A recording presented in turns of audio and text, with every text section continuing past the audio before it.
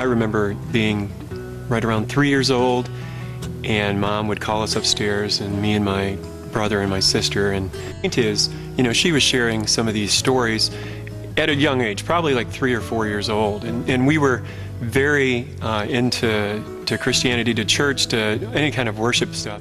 And we always went to Methodist churches. Everything was Methodist.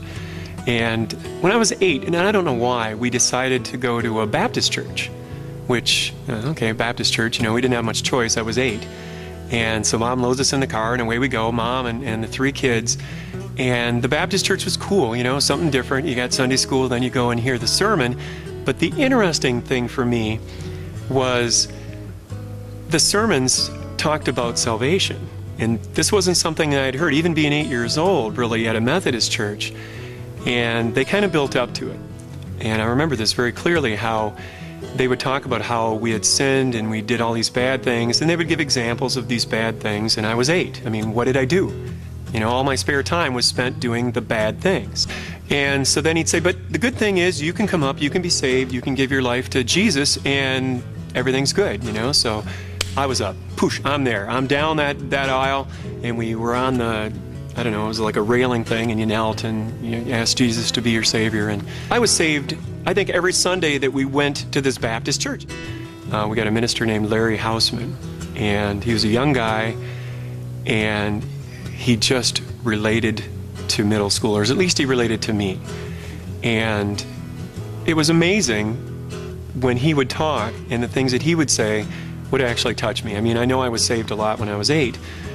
I mean, here was a guy that I was used to just hearing, you know, Bible stuff, something that happened a long time ago. We go and we're bored out of our mind for an hour, and here was a guy who actually got in and made a connection, and that really, it was an amazing experience for me, confirmation. And once I had kids, you know, it's time to go back to church. The kids need to learn all this stuff and be religionized and everything. Went back to Methodist church, and we did the same thing, you know, and it was, you go there, you get an hour, they're talking about stuff, you're kind of zoning out, you're not looking forward to it, and you're done. So I did that for a while. The kids grew up. I went through a divorce, and then met Kay.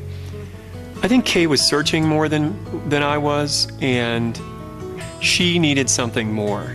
And I'm unbelievably thankful for that. I'm unbelievably thankful for Kay in the first place, but in the second place, that she pushed me and that she needed more in her life. A friend of hers, Mary Ann Olson, was doing some kind of small group, and Kay is very social.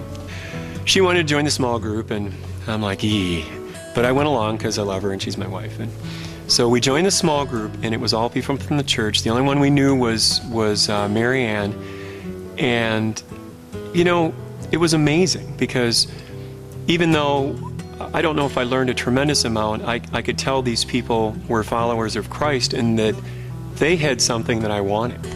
And I feel like I've just grown so much in the past year spiritually, and I'm very, very, very thankful, not only for Crosswinds and for the small group people, but for having Kay to share it with. And